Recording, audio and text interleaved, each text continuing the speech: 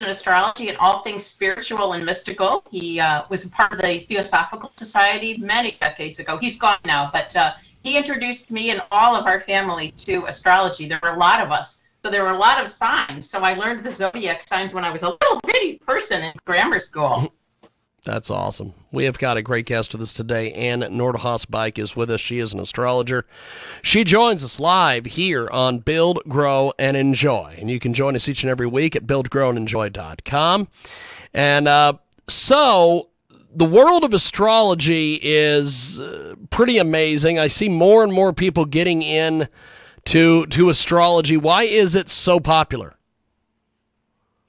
Well, I think one of the reasons is there's certainly been a rise in interest in things beyond the physical. That's been going on for many decades, but throughout history, humans have always wanted to ask those questions. Who are we? Where do we come from? And where are we going?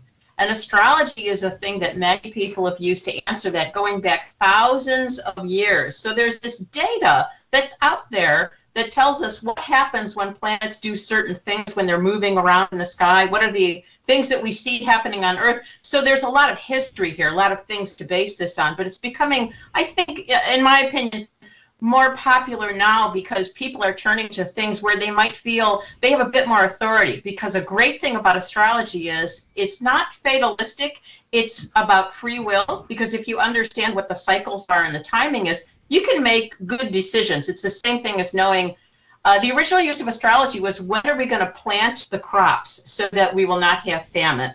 Because if you had famine, then rulers were removed and they were the ones in charge and said, well, we better get this right.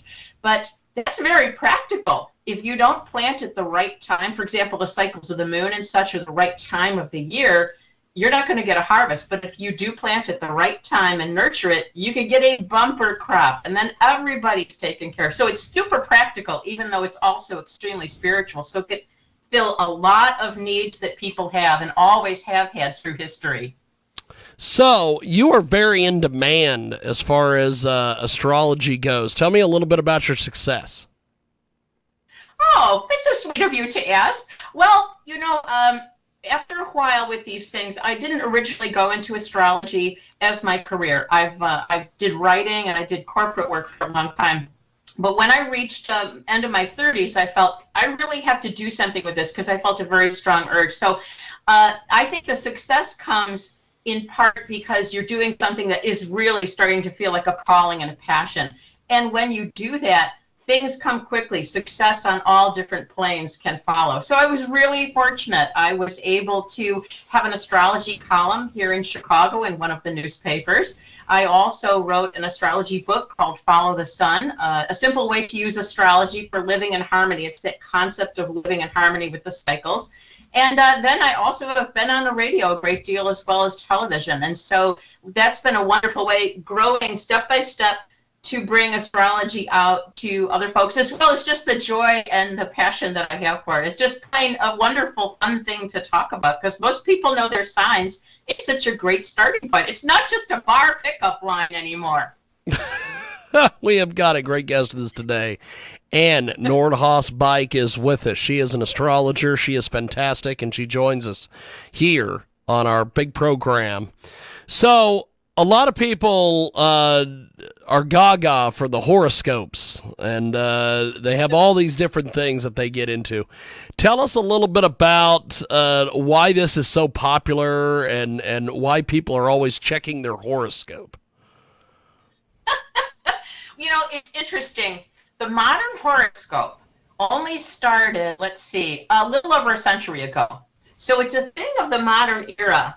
But another way to think about the horoscope is the birth chart as well. That also can be called a horoscope. It's a snapshot in time. Well, everybody wants to have a little snapshot in time, whether that's their birth chart, which can look like this, or the thing that's written up in the newspaper, and it goes by the different zodiac signs. So people consult that because it's a tiny capsule of information. It's almost magical because people want to know, okay, is it going to be a good day or a bad day?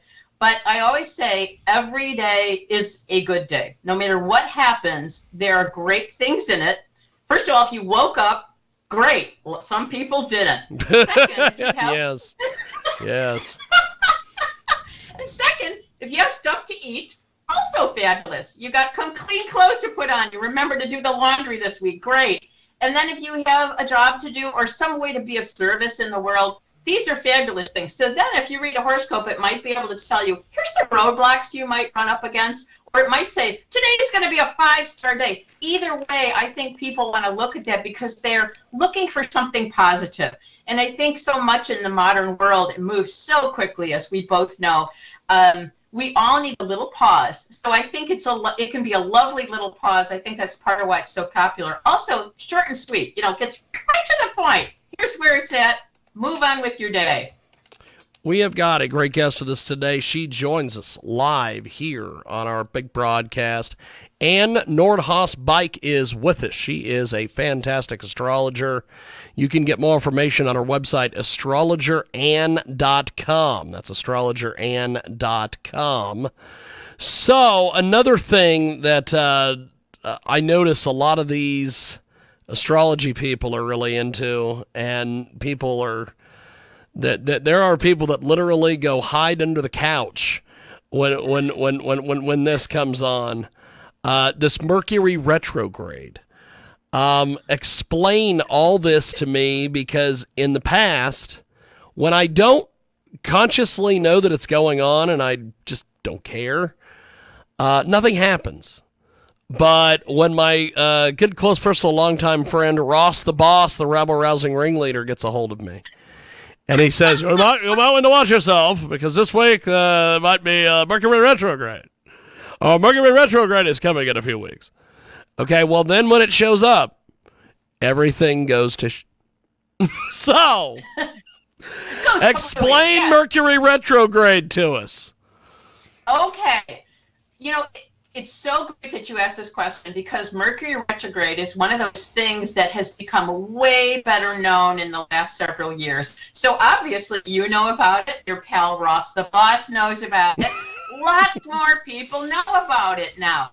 So that's great. So basically what it means is, we all know we've got this solar system. We're traveling around in it. The sun's in the middle, and then there's planets, all of us going around it. We're the third rock from the sun, just like the TV show said. But right next to the sun, the first planet out, is Mercury. It's the little they called it the messenger of the gods back in ancient Greek and Roman times. Right after Mercury is Venus, then comes us, and then comes all the other planets. Anyway, Mercury, so it has this reputation as being the one who's in the know. It knows everything. So it has this interesting orbit. It's really fast. It moves along with the sun, but every once in a while it gets a little ahead of itself.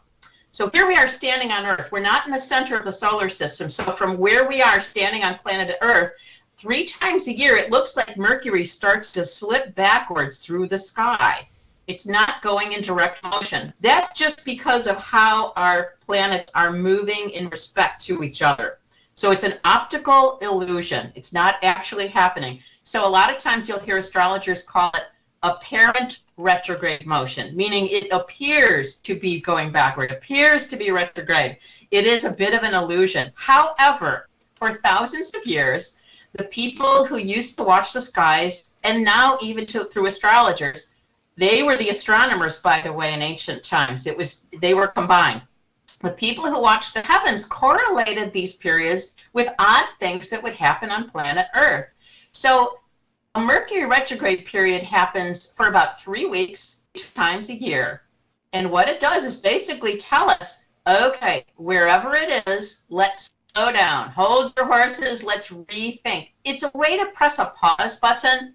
Now, some people really freak out about this. But if they look at it as more of an opportunity instead of a thing to be afraid of, that is more useful, because we do still have to get up every day and feed ourselves and do those things that humans do. But as an astrologer, I would say, if you have never heard of it before and you're still managing life, cool. If you happen to hear about it and learn about it, it can enhance your life, because you'll might know it's not the best time to start stuff. It could be miscommunication. Like if you start a new project, by the time the retrograde ends, you might realize, wow, I should have waited, because we actually have to redefine this a bit. So it's not like the world comes to an end if you do important stuff during it. It's just you might have to do a little cleanup action afterwards. But it's very cool because it gives us a chance to rest our very restless minds, and especially in the Western Hemisphere. Well, I have been around many adult film stars and all these other people that the minute Mercury retrograde comes, these people run and hide. And I just have never understood the whole concept of why people are so damn afraid of Mercury retrograde. We have got Ann Norhause Bike with us today. AstrologerAnn.com is her official website. Go over to AstrologerAnn.com for more information. She's also on Twitter, LinkedIn, and the Facebook.